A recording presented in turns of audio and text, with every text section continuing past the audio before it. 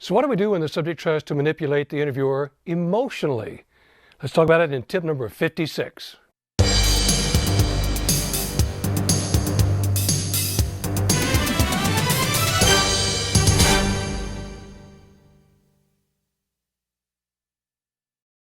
Welcome back to 101 Tips for Interviewers and Interrogators.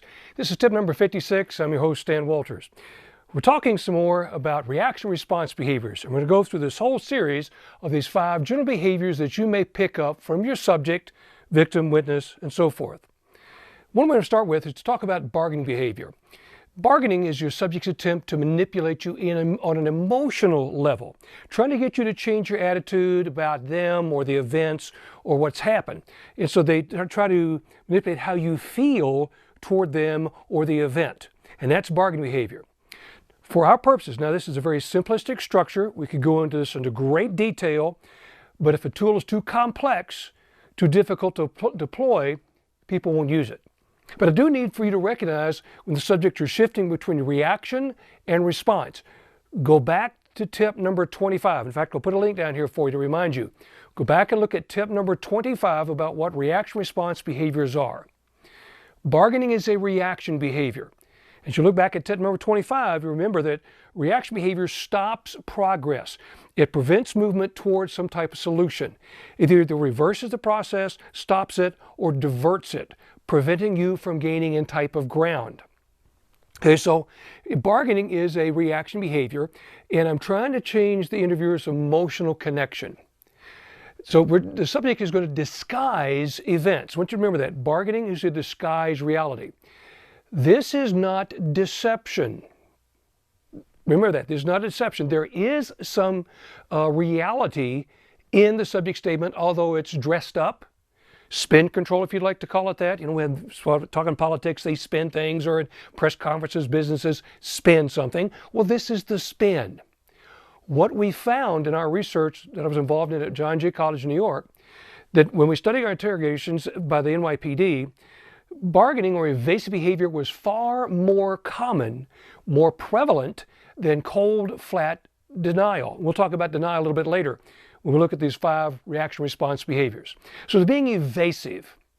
Okay, now by evasive, again, there's some part of truth in there. For example, my goal, I might change how you perceive who I am. I might get you to have sympathy toward me by complaining illness or sickness or affluenza. Remember the affluenza kid that's been in trouble. Or that I'm a recovering alcoholic, or I was drinking, or I was using drugs at the time, or having a drug reaction or medication reaction. So I'm looking for you to change, not see me so much as the offender, but I'm spinning things to get you to see me as to a victim of situation, victim of circumstance. Okay, so I might change, try to manipulate you emotionally about how you feel about my character. This would involve a lot of religious statements. I'm a good Christian, I'm a good religious person, I go to church, I go to synagogue, I pray constantly, I'm a member of a prayer group or a Bible study group, or I studied at a particular group or religious organization. And so how could you possibly see me as being that kind of person when I have this answer to the calling? I answer to another philosopher, for example, or a higher authority of philosopher. So I'm getting you to feel bad. See, I'm manipulating you emotionally. Notice there is no cognitive manipulation in this. We'll cover that later. That's in denial.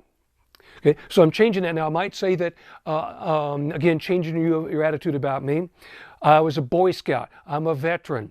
I am a good parent. I've been a doctor a long time. I'm a tenured professor on campus. I was in Boy Scouts. I'm a member of the JCs, the Kiwanis. Nothing wrong with those organizations. Understand that.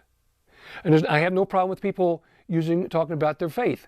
Nothing wrong with that. It's not what I'm saying.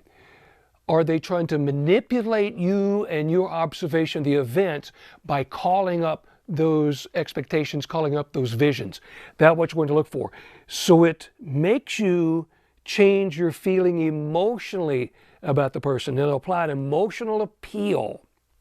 Okay, they might give you great answers, only a few of them, not very many, not that far, only a little bit, not too much, just a few times. So of a great response, you never know what's the exact amount Or exactly how long ago was it?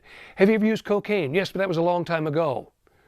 You should follow up. How long ago was it? Well, let's see, 5, 10, 15, 20. That is a gray answer. I might name drop about how you should feel connected to me because I know the same people that you know, and because we operate in the same general circles, just 1 or 2 degrees separated. Then we're of the same type or the same form of individual or the same calling. Or I might talk to you about over polite to you, extremely friendly to you. I always wanted to be a police like you all. I wanted to work hard like you guys. I really respect you all. I support the FOP, the PAL. I support our officers in blue. I know you have a hard job, and they're kind of schmoozing you to death about how wonderful they respect you and so forth. Remember, these are not deception. They are diversions, and they can be evasive. Now, what do we do about it? So we talk about employees don't steal. Oh, minimizing, for example. Employees don't steal, embezzle, they borrow. There's spin control. I wasn't speeding, I was keeping up with the flow of traffic. I wasn't drunk, was feeling good, flying low, only had a few, buzzed. Wasn't that big a fire, so I minimized the actions. For example, one governor said he wasn't going to raise taxes, he was going to increase fees, so I renamed things. It's the same thing, it still costs the money. It's just still a different name. It's like when the dentist tells you, you're going to feel a little pinch. Yeah, with vice grips. Or you might feel a little sting. Yeah, so does nitric acid, right? But it's to minimize or spin the image. What we'll do is the interviewer use those terms, use language. Number one, recognize that they're playing a manipulation game with you. But those words and phrases become part of my dialogue when I move to the interrogation side, when I move to the cross-examination side of the interview and apply my emphasis or my influence or persuasion tactics. So listen for bargaining. It's a reaction behavior. You'll find it sounds like you're making progress. So you got to be careful. But what happens is they're manipulating you to divert your attention away from the real name of the issue, to soften it, to minimize position, to change my image, change my title. So go back and look at 25, tip number 25. We talked about reaction response behaviors. Be sure to check the website for more classes coming up. I'm going to be in your area at some point, or at least nearby. Be sure you get on the mailing list, the Like Guy list off my website. And do me a favor, hit the like button below. Let me hear your comments. Please link this, pass it around on your tip, because I'm trying to expand the reach to get this out to as many people as possible. Be safe. See you next time. Tip number 57. This is Stan Walters. Be safe.